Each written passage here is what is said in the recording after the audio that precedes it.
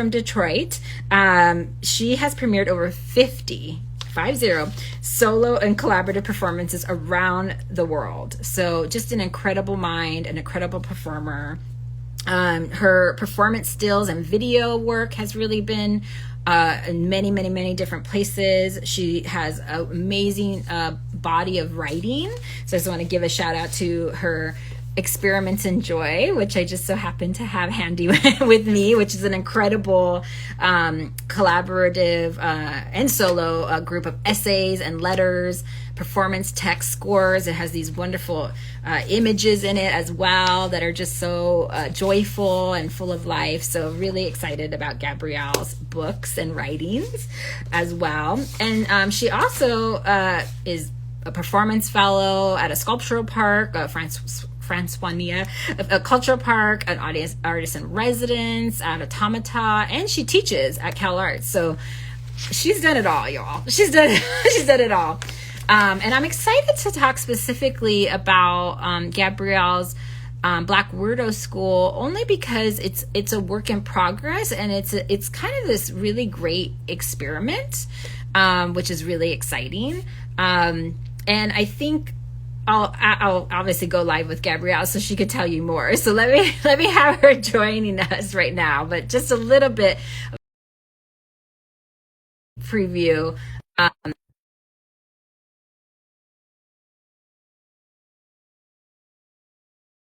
So I'm really excited for her to join us, and there she is. Okay, and tell us a little bit more. Hi, Gabrielle. Hello, Patricia. How are you? Thank you so much for joining our live and to talk a little bit more about this incredible project. Through I was just saying to the followers that I've asked you now 3 times to be in the festival. And you're just joining because of your schedule. And I was shouting out your book, which I always have handy with me, Experiments in Joy, which is just an amazing collection of letters and essays and incredible work. Images, beautiful. So thank you so much. Maybe you could talk a little bit, and hi you all, thanks for joining. Maybe talk a little bit, Gabrielle, about this Black Weirdo School show in the context, perhaps flying a little bit backwards. In your artistic practice, you know, you do a lot, and you are multidisciplinary in your approach, and you're also very thoughtful about how you approach new work. And so maybe you could talk a little bit first about your practice, and then we can get into Black Weirdo School. Well, thank you so much. First of all, thank you for asking me 3 times. And you know what? I realized that if I did not say yes, there might not be a 4th request. So I was like, you know what? It's my dream to come and work with Patricia. It's my dream to be a part of this festival. Let me make it happen. But it is true that when you're making something new, it can take time to marinate and think it through. And for me, this particular project, Black Weirdo School, does come out of sort of the work with Experiments in Joy, and really that idea of, like, what if we dream bigger? Mm-hmm. What if, you know, we actually ask ourselves, what is the kind of creative world that we want to be in? How do we want to make, and how do we want to kind of build community or open up new spaces to be able to think about ourselves as creative people, witness and engage each other as creative people, and especially, I mean, for this project, I'm thinking a lot about legacies of race and education and empowerment, and really trying to pull on some of those histories and put them in conversation with the performance work that I make, which is very much at the intersection of conceptual art, installation, and poetry. Yeah. So, yeah, I mean, I was trained as a poet originally, and I'm always thinking about images. I'm always thinking about figures of speech. And then that work with figures of speech led me to considering, what are figures of the body? How could, you know, all of a sudden I create maybe like 3-dimensional multimedia poems? What would that be like? And what would happen if I invited other people into that process of creation? And then that leads us to the Black Weirdo School. And I love this, what you're saying about the I think the term school is really intentional, right? In your practice, Right. How we landed on naming it, or you landed on naming it. And I would love to hear more about that, because I think we, as we know, right, in our society and in our world, you know, learning sometimes has been commodified in terms of these institutions. And some of that is really, we teach at them. We want people to learn. We want the methodologies and all this conversation to continue on. But yeah, in some ways that becomes elitist, right? Or becomes unattainable or inaccessible, I guess is a better word. And so by naming this experience, I'm going to call it, or this offering, that you're as part of the festival, why name it Black Weirdo School, or why name it school, and what is kind of your intention behind that? Would love to hear more about that. That's a great question, because it is true that school has been a place of great empowerment and a place of great harm for many people. And to really, number one, recognize that and think about sort of, for anyone who might be interested in coming to the Black Weirdo School, like really thinking about like, what have your own relationships been to school? What has happened to you in school? And is there any healing that needs to be done or repair around that? Is there any greater knowledge or claiming that you want to do in that realm? For me, that word school is so intentional around kind of legacies and histories of wisdom, of education, and then also trying to reclaim and push away from some of the harm that's happened there. There's also a piece of the show where I play with the idea of like, who here is a Black weirdo? Who here is a school? And then thinking about schools as like groups of sea mammals moving through dazzling iridescent water, and like, who here is that group? And what would it mean for us to think about the school in that way? And what would it mean for us to be the school? And what would it be like? Maybe you don't need to be Black. You might need to be a weirdo, but you might not even need to be a weirdo to be that kind of school. You know what I mean? What happens if we can actually create that kind of school? And really, the Black Weirdo School is like a pop-up experimental arts school, and it's offering a level of accessibility, I'm hoping, to people that might not be able to afford art school, or people who don't think, in fact, that art school is for them, or that art school was made for them. It's like, okay, you know what? I don't know if that kind of art school was made for you, but this Black Weirdo School is made for you. I'm making it for you. And it's such an invitation, and I'll just say, for folks who are coming, you'll get a special acceptance letter to the school from Gabrielle. Oh, from the headmistress, the wizardess of Oz herself, me. You will get an acceptance letter to the Black Weirdo School, the little information about what you might expect, actually, at the show. And anytime, the first day of school might bring some jitters for some people, but know talk about that all are welcome. All are welcome. And that there'll be things built in for those of us who are shy.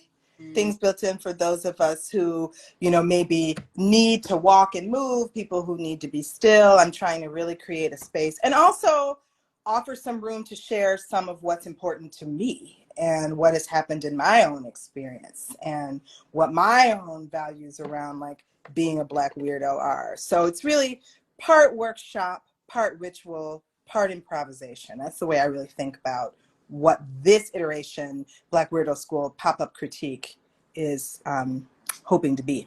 I love that too, and I think that you're giving different levels or layers of how folks can engage with the practice. And I know, like, for example, my wife always, anytime she hears participation or any engagement, I know. So you could talk a little bit, you spoke a little bit about this, but there's so many ways to engage in an offering like this, a pop-up critique. And so can somebody come in that's a little bit more maybe wanting to observe, or is there ways like, okay, maybe we want the people to bring an object. Well, what does that mean? So just maybe talk a little bit about the gentleness, I think, that you're intending with the piece. And so folks are more invited in, and all participation levels are welcome. Well, I know you said that maybe.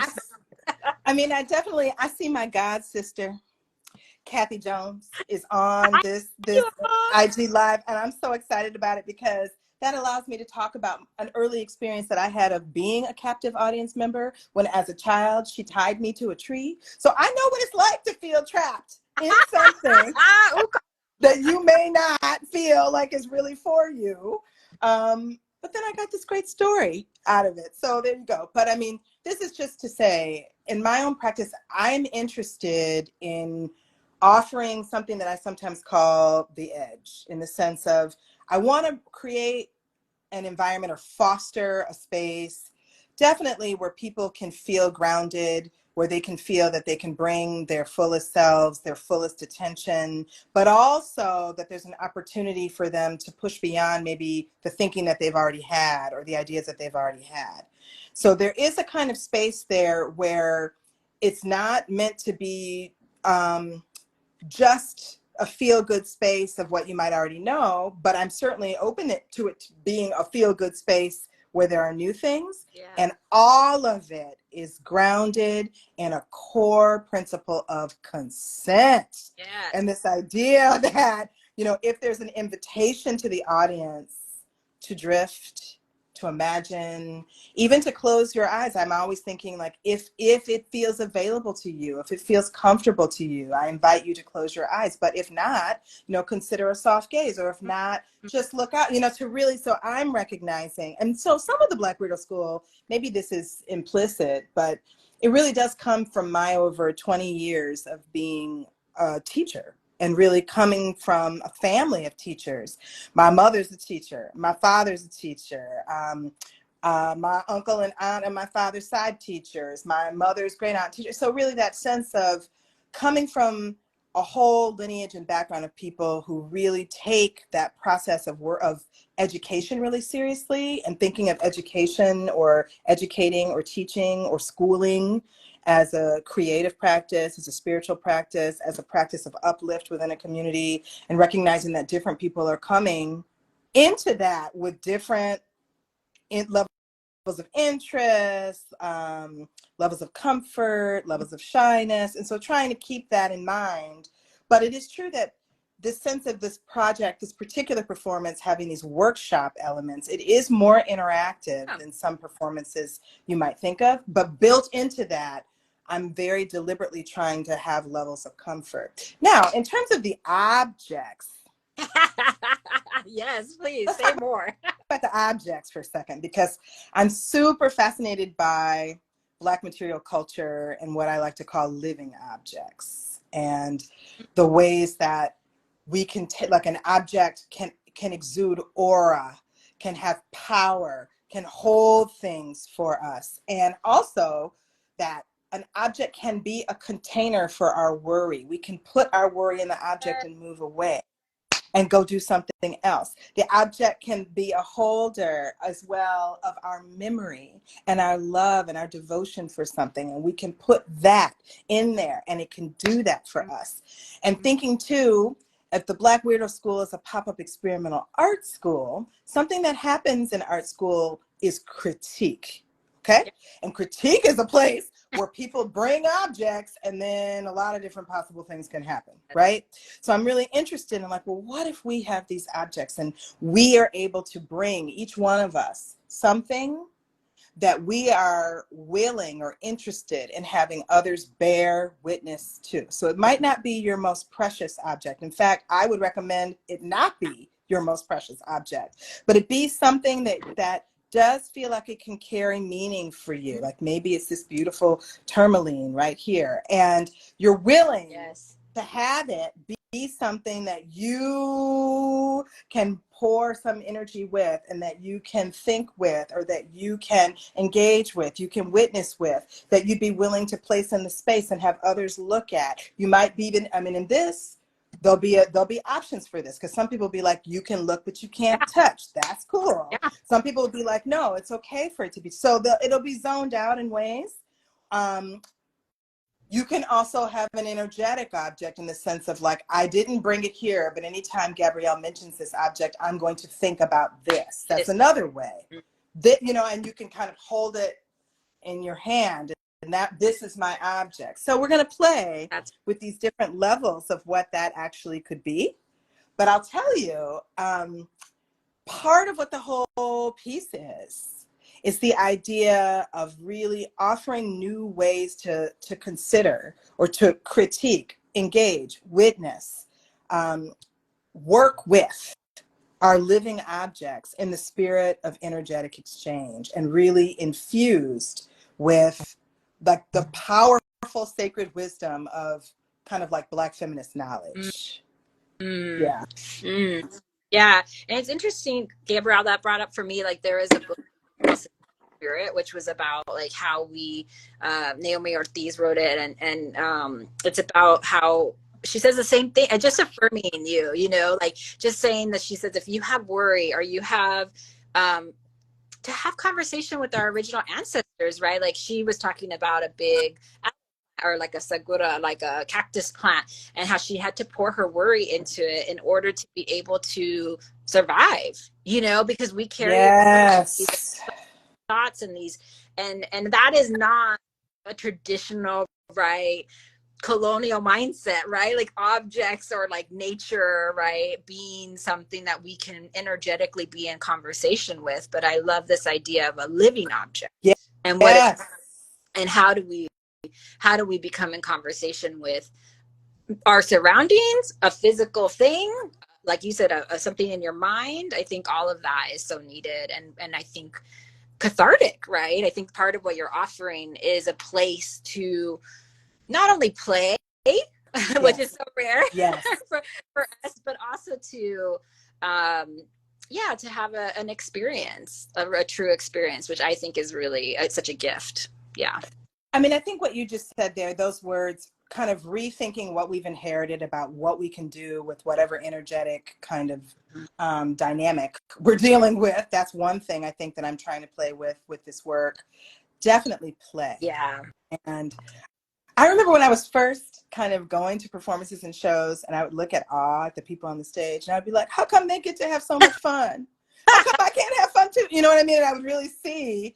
And some of it was about the level of virtuosity of the people on the stage, where I was like, oh, that's a fun I'm not ready to have yet because I don't know how to do that, right? You know, but there's something else where this is not a piece about how like awesome and talented I am. I mean, it'd be great if people left and thought, oh, wow, Gabrielle is awesome and talented. That'd be cute. But that's actually not what this is, you know?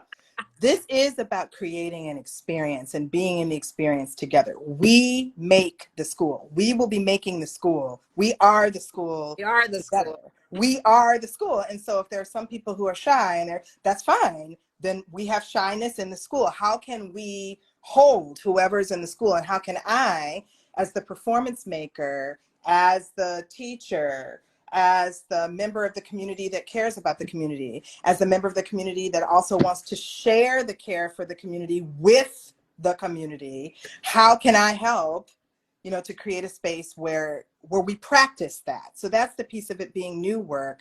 This is an experiment in joy. I mean, I have a lot of stuff. I got a lot of things to share. There's things we're going to do, you know, I mean, but also it's new. And so we're going to find out what happens. And every time it pops up, it will be different depending on who's in the room. And I also just want to like shout, like, we need to make space for newness, and we need to support. First of all, we just need to support artists, period. And we need to support yes, we do. Artists doing new work, you know, because you see something, you're like, oh, I'm not sure, I don't know. And it's like, then go to it, you know, like be part of the creation of it, and be part of this, you like you said, be part of the school, build the school, help inform the practice for the next time you do this. You know, it's always you're gonna leave that imprint on the creation or the iteration of this particular initiative that you're. And to that note, I want to really lift up sort of like LA performance practice. I want to really lift up this festival. And I also really want to lift up the Automata Theater, because I've had 2 residencies there. The first one was very early on in the pandemic, and it was such a lifesaver to have a space to be embodied and to be making performance at a time when I was so kind of shut into my home. So just that was the first one to come back and continue to do the work there. And then now to have the opportunity to be, you know, in innovating and experimenting and offering this work with this festival, with that theater, for me, it's just such a beautiful full circle. And I'm just really want to thank Janie and Susanette Automata, especially Janie, who I've worked with the most. Yeah. And we'll have surprises for you all. There may be things in the windows. You never That's know. right. So Black Weirdo School, LAX, happening next week. October, okay, we believe it. October 14th and 15th. You can go to performancepractice.la. We have community ticket pricing at $14, but of course, nobody will be turned away. So you can always email me. On our website, my email is there. Come support Gabrielle. More importantly, support yourself and come and just have fun and experience this incredible offering. And Gabrielle, you're just an amazing poet, performer, writer, everything. Aww. I just am so I'm so grateful that we were able to make this work and that you can join the festival this year. Oh, thank you so much. And thanks to all these people who joined. I'm seeing the people who joined are geniuses. So you all need to look up these people who are on this, because I'm seeing them. I'm like, what? So thank you. See, look, you're already building community together just through this conversation. Yeah. So thank you so much. Well, happy Friday, you all, and have a good week. And we'll see you next weekend. See you next week.